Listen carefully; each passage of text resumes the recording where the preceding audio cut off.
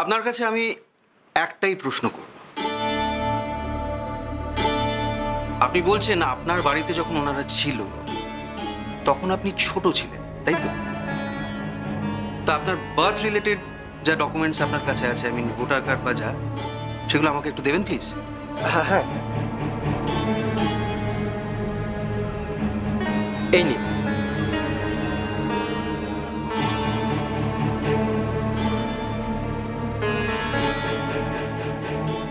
Your honour, উনি যে ডকুমেন্টসটা দিয়েছেন যেখানে মেনশন করা আছে ওনার জন্ম তারিখ 1994 সাল,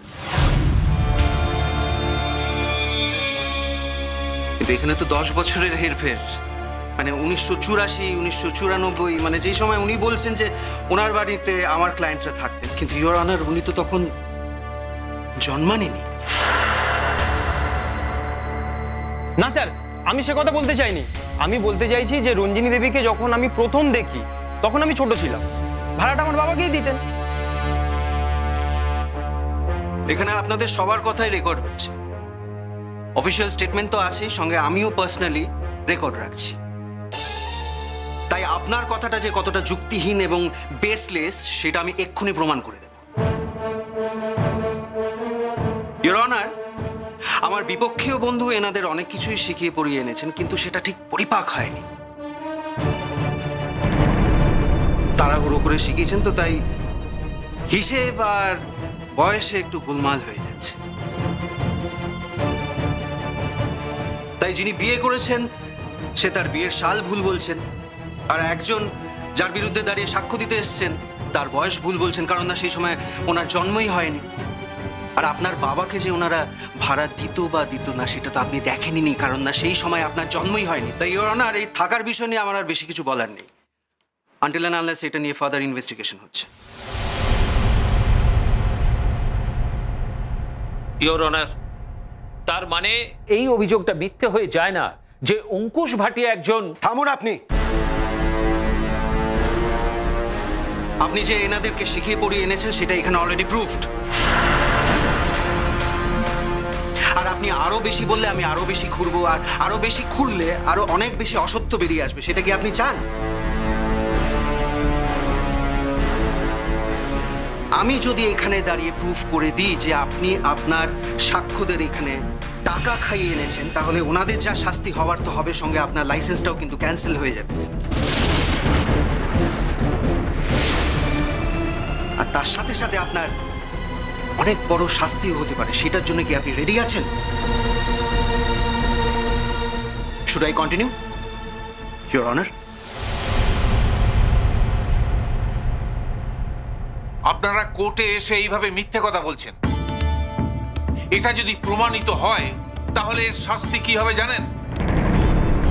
আমি কোনো মিথ্যে কথা বলিনি স্যার, আমি কোনো মিথ্যে কথা বলিনি।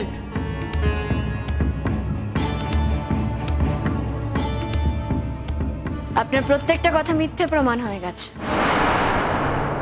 উনি কি আপনার বাড়িতে থাকেন? হ্যাঁ, উনি আপনার বাড়িতেই থাকেন, এটা আমিও জানি। কিন্তু কি পরিচয় থাকেন? ওনার আসল পরিচয় তো রঞ্জিনী ভাটিয়া নয়। ইওর অনার, ওনার আসল পরিচয় রঞ্জিনী মিত্র, অর্থাৎ রানা মিত্রের দিদি। রঞ্জিনী মিত্র একজন অবিবাহিত মহিলা।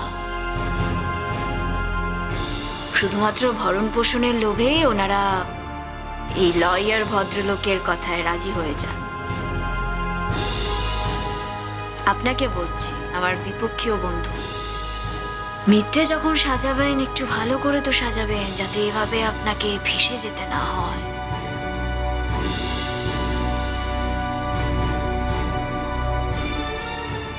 আপনি নিশ্চয়ই জানেন এই আদালতে দাঁড়িয়ে এভাবে মিথ্যে বলার জন্য এই কেসটা লড়ার আর কোনো অধিকার আপনার থাকবে না।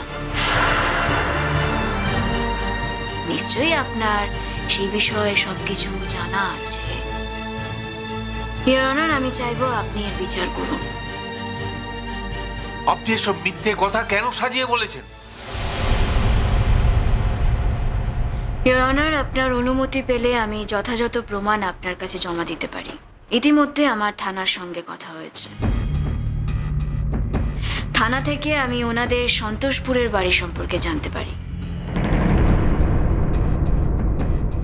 সন্তোষপুরের ওই বাড়িতে দুজন থাকে, এক রানা মিত্র আর দুই রঞ্জিনী মিত্র।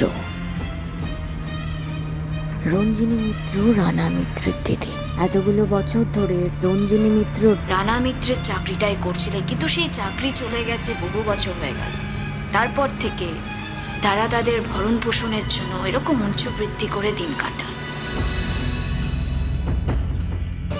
শুধু তাই নয়, এই মিথ্যে সাক্ষী দেওয়া তাদের অন্যতম পেশা, এভাবেই তারা প্রতিষ্ঠিত।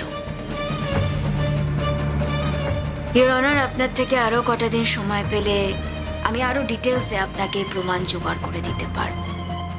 আমি আশা করব আপনি সেই সময়টুকু আমাকে দেবেন।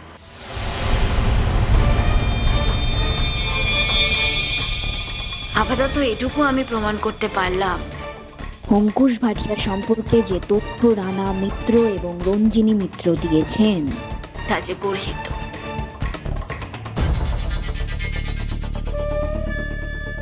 ইওর অনার, আমার বক্তব্য এখানেই শেষ নয়।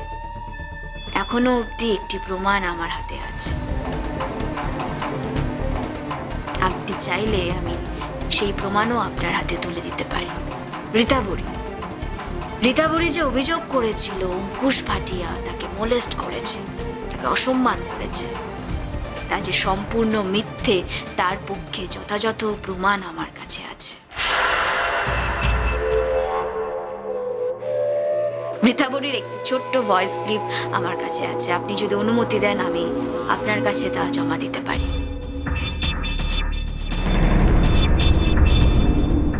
ইওর অনার, আমি চাইবো আপনি সত্যতা যাচাই করে দেখবেন। ইওর অনার, আমি একটা ভয়েস ক্লিপ আপনার হাতে তুলে দিতে চাই। আপনি এটা একবার চালিয়ে দেখতে পারেন।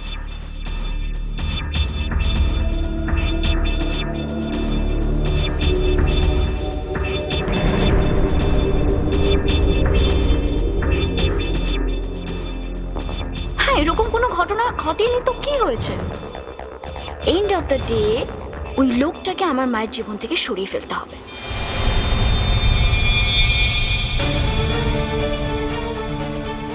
যদি দরকার হয় আপনি মিথ্যা অ্যালিগেশন তৈরি করে দেবেন। এটাতে তো আমি কোনো অন্যায় মনে করছি না। ইনফ্যাক্ট এটার মধ্যে আমি কোনো অন্যায় দেখছিও না।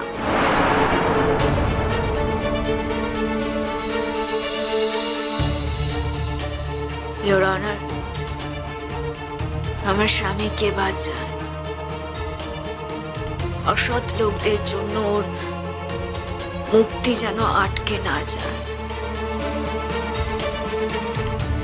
বিচার ভার আপনার হাতে, এটুকুই আমার আপনার কাছে অনুরোধ।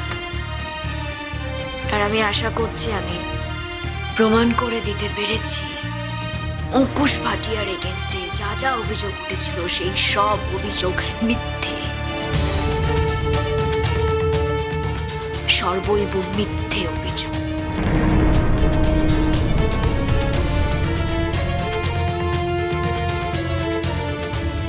আজ কোর্টের কাজ এখানেই মুলতুবি রইল।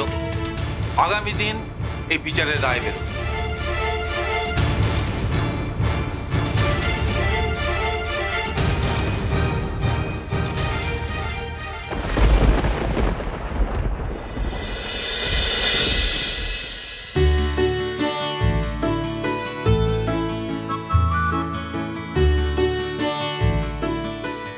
কি বৌদি, কি হলো? বলবো সব বলবো, আগে মিষ্টি মুখ করো সবাই। হ্যাঁ, মিষ্টি খাবো মানে রায় কি পেরিয়ে গেছে আজকে? না না না, ও এমনি খুশি হয়ে মিষ্টি নিয়ে এসছে। তা খুশি হব না কেন? হ্যাঁ, আজকে তো খুশি হওয়ারই দিন। শেষ যে কবে খুশি হয়েছি নিজেরই মনে নেই। ওমা, কি কি হলো সেটা বলো। মা, চিন্তা করার কোনো কারণ নেই, যা হওয়ার ছিল তাই হয়েছে। কি হয়েছে বৌদি, একটু বলো না। আজকে আমাদেরও খুব যাওয়ার ইচ্ছে ছিল, কিন্তু আমি শুনলাম তুমি নাকি বারণ করেছো যেতে।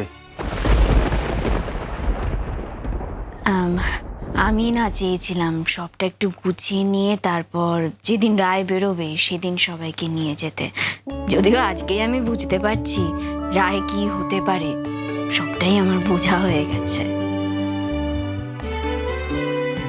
বলছি শোনো না, এখনো তো রায়টা বেরোয়নি, মানে আগে থেকেই কি দরকার, মানে কখন কি হয় কিছু কি বলা যায় বলো? অঙ্কুশ, সত্যের ওপর আমার আস্থা আছে। গুড্ডি